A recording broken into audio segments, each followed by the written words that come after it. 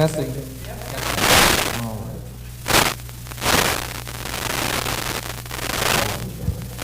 All right.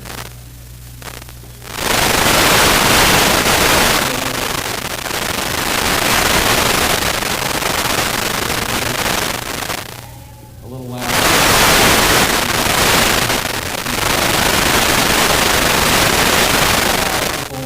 Here today, and one of the things that people here have in common is the idea of breaking the rules.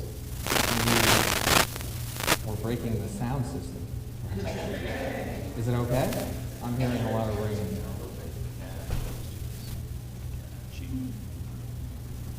Good? Yeah. Sounds better. Okay, so one of the things people have in common, the people who really achieve something different, the people who make a mark on society, sometimes for good or for worse, are people who break the rules. Of course, you have the question of what kind of rules, okay? I'm not out here saying, hey, I just went to this lecture, and you can go tell your parents and say, it's okay for me to do anything. I'm going to get out in the car and I'm going to run people over like in video games. Obviously, those aren't the kind of rules we're talking about. But there are a lot of rules you find. Some of the rules are imposed in schools. Some of the rules are just we've always done it that way before. You couldn't possibly have it without you're too young. Or maybe what you tell your parents is you couldn't possibly be right because you're too old. But let's face it, there are always a lot of self-imposed rules. And those rules don't really have any basis in reality. Really pretty much because somebody said so or because it's always been done that way. So I'm going to take you through a real quick journey of some rules that supposedly exist and what happened with them. So, first one is think about dirt. Now, if you said after you vacuum up the dirt in your house, wouldn't you want to look at it? Well, not really. Who would want to see the dirt in their house? It just tells you what a sloppy housekeeper you are and how much of a mess you make, etc. And that's one of the worst ideas you could ever hear. Nobody wants to see their dirt. Well, when this guy named James Dyson, today's Sir James Dyson, thought of that idea, that's what everybody told him. They said, you're a fool. No one's ever going to want to buy something like that. That's absolutely insane. Well, he didn't listen to him. He broke the rules, and he created this thing called the Cyclone, which was the first Dyson vacuum cleaner, which is today probably the most popular and well-known vacuum cleaner in the world. It's expensive, and they sell over $1 billion worth of them. They don't have any bags or anything else. But Sir James didn't actually stop there. He looked at something else and he said, well, what about fans? Okay? Well, fans, they all have to have blades. How could you have a fan that doesn't have blades? Now, it's true that there are safety standards now. Kids used to stick their fingers in them and get them nicked or get them cut off and all sorts of bad things. Well, maybe that isn't necessary. So he came up with this. That's a fan. Okay? It's a fan without any blades. And so no matter what Sir James Dyson's age is, he's thinking of new, innovative ideas that completely turn conventional wisdom on their head. But it doesn't just apply to the realm of vacuums or anything else. There are a lot of other realms where breaking the rules apply. So you probably know that guy. There are all sorts of funny pictures. I picked that one. Everybody said that, well, time is just a constant. Time is the same for everyone, everywhere, no matter what happens. Einstein said, no, not in my head, I don't see it that way. I think time actually varies. I think that if you have a greater force of gravity, time slows down. I think that the faster you go, time slows down. People say he's crazy. That couldn't possibly work, and I believe he's probably the greatest genius who ever lived, or one of them, said that was impossible anyhow. Well, it turned out that with experiments over time, they found out that everything Einstein said about time is true. If you even get on a jet and you fly across the country, you're about a millionth of a second or a billionth of a second younger than everybody else. Okay? If you go into space as an astronaut, you might gain a little bit more, maybe a hundredth of a second. But if you actually get to space and go at the speed of light, then you actually have the ability to come back. Nobody knows will be alive anymore. It takes 500 years, but to you it'll have only been 30 or 40 years. And so Einstein was right, even though at that time he didn't have specific proof that he was right, and everybody said he was wrong. So it applies to science. Another example of science, in math, is the old idea from the Greeks, where Euclid, another mathematical genius, said, well, parallel lines never meet. You all learned that in school, right? How many people have been taught in geometry that parallel lines never meet? Well, How about on a globe? There's parallel lines here. And what happens when the parallel lines cross the North Pole or the South Pole? They all meet. For some reason, nobody figured that out, okay, until later. But it turns out when you look at spherical geometry or what's also called elliptical geometry, you end up with what are called non-Euclidean geometries. Geometries that exist where parallel lines do meet or parallel lines get farther apart. Hyperbolic geometry.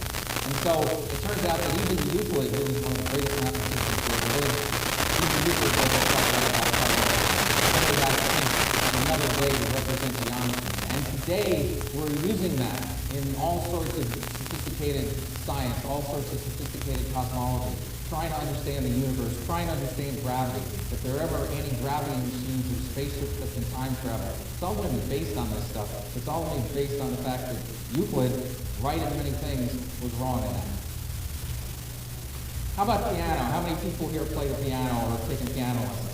How many of you have been taught that when you play the piano, you have to hold your hands like this and keep them like this? How many of you have been taught that you should never have your fingers flat?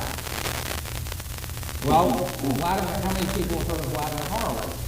Vladimir Horowitz, in many people's eyes, is the greatest pianist, the greatest pianist, at least who ever lived. Vladimir Horowitz didn't play the right way.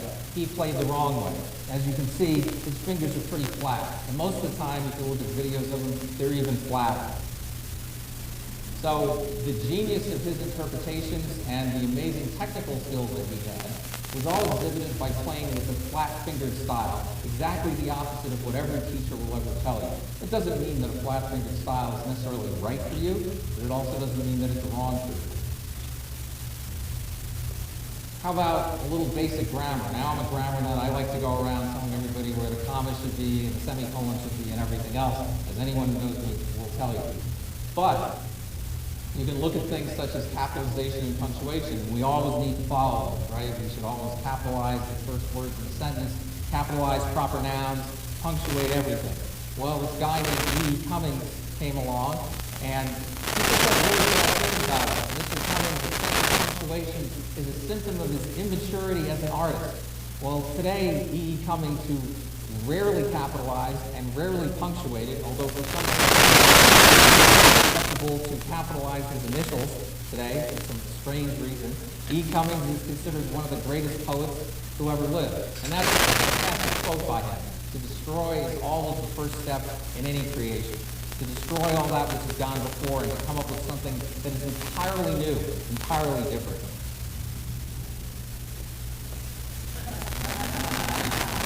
How many people know who that is? Well, since I his name up there, probably most people. So when I was a kid, I was really into astronomy. I still like astronomy a lot. And I grew up in a real poor area, and one of the things I thought mistakenly was, well, I might want to be an astronomer, but astronomers can't make any money whatsoever. So I maintained my interest in astronomy, but I actually never pursued it academically. And then along comes this guy, Carl Sagan. And Carl Sagan loves astronomy and loves cosmology. And he writes books on it, and he goes on the Johnny Carson show. And he enthralls people because of his passion. And not only does he love to teach, but in the process he makes a ton of money because he followed his passion. So Carl Sagan didn't really care what anybody else had to say. And you can look at anything. Look at the guy who does dirty jobs on TV. Who would think that stepping in a pile of, well, this is a family place, but a pile of stuff is going to make you a lot of money. But he's doing pretty well for himself. So a lot of times you'll hear, you can't possibly make money as an artist. You can't make money as a poet. You can't make money doing this. You can't make money doing metalworks. Or conversely, all you have to do is become an attorney or become a thoracic surgeon, and you will make tons of money. Well, how many people know somebody who became an attorney or became a doctor, not because they wanted to, but because their parents said they had to? And how many people know somebody like that who hates their job? So there you have the answer. They have the money, but they also have a tremendous amount of unhappiness. And so, sure, your passion has to be reasonable. If it's jumping off of buildings without a parachute, it's probably not a real good idea. Okay? But otherwise, you should follow your passion, regardless of how insane it may seem, And don't worry about whether other people say you're going to be successful, you're going to make money, you're going to establish a career. If it's something you're passionate about, you need to be able to synthesize and integrate different areas of knowledge, different things you're interested in, and turn yourself into an expert in that area and do some absolutely amazing things. And again, these are not the things you're going to hear in school. These are not things you're typically going to hear from authorities or even you're going to hear from books. They're all going to say you can't do these things. And I'm telling you, you should ignore them. How about buildings? Okay, let's go back to Las Vegas. Well, obviously you want buildings to look stable because who in their right mind is going to go into a building that looks like that? Well, see, there you go. But you notice it was only the kids. None of the adults would ever go to a building like that. And yet it's an adult, Frank Gehry, one of the world's most famous architects, who designed the Louvre building. Okay? And so he broke all the stereotypes. He created his new archetype for what buildings ought to be, for what architectural approaches. And again, anybody can you imagine showing this in architectural school or showing this to somebody and saying, this is what I'd like to build, this is what I'd like to be when I grow up? People would probably commit him to a mental institution. This is an incredibly stable building, and people love working in it. How about you need an MBA to run a business? Now, there are some very successful people, Mark Cuban among them, for example, who have MBAs, who are very successful. The idea that you need an MBA or even a degree in order to run a business isn't really true. Larry Ellison of Oracle, Bill Gates, you probably know what company he's from, and that guy on the right that some of you may recognize, none of them have college degrees at all. They all dropped out of school, and they all not only started their companies, but they ran the companies as CEOs, and in Larry Ellison's case, continued to do that, and were amazingly successful. Steve Jobs was so amazing that he started Pixar at the same time and ran Apple and Pixar simultaneously and brought Apple effectively back from the dead. This guy, Andy Grove, who was the third employee at Intel, which makes all the chips that reside in almost every computer around, he had a PhD in chemical engineering. It's not really getting ready for business either. But he was the chairman and CEO of Intel for years and is largely responsible for a great degree of their success. So again, the idea that you have to have a particular degree for something, except maybe a medical degree if you really want to be a cardiac surgeon, isn't really true. It's more about the knowledge that you acquire. It's not necessarily where you acquire it. It's more about your passion for that subject. Some people say that contemporary is the best judge of value. So if everybody around you says, well, that's not worth anything, or you don't know what you're talking about, that's not a good idea. Well, sometimes it may be true temporarily, but often the people around you don't know what they're talking about, so you can't pay too much attention to them. Vincent van Gogh made over 900 paintings. He only sold one for about $50 during his lifetime. And that isn't really why he cut the zero, but it probably didn't help any either. But after Van Gogh died, an unusual thing happened. All of his paintings started to sell. And nowadays they sell for $10, $20, $30, $40 million. One of them even sold for $75 million. And so it looks like the people there who said he was worthless, well, their ancestors were probably not their ancestors, their offspring, thank you. Their offspring are probably not too happy about that, because if they had saved a couple of those paintings, they'd be in pretty good shape today. How about something like basketball? We all know if you want to play in the NBA, you got to be tall, right? You got to be big. And if you're even 5'9", let alone 5'6", or something like that, look, I'm 5'7", okay? Do I look like an NBA player? Well, in that case, you're right. I can't shoot at all, and I can't dribble, and I would really suck. Okay? But there are some people who are really good.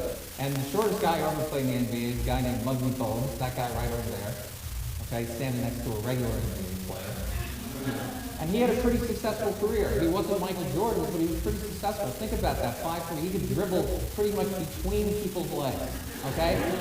You know, he had some advantages, and he had a lot of skill, and he figured out how to turn those advantages into something that really made him a success in the NBA.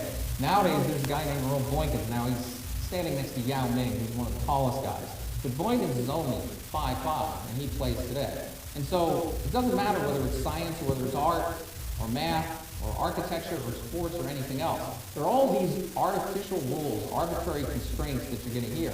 And you really need to think about, do I have a better way of doing something? Do I have an interesting way of doing something? Do I believe in what I'm doing, and do I have a passion for that? And if I have all those things, then you should absolutely dream big and go for it. Thank you.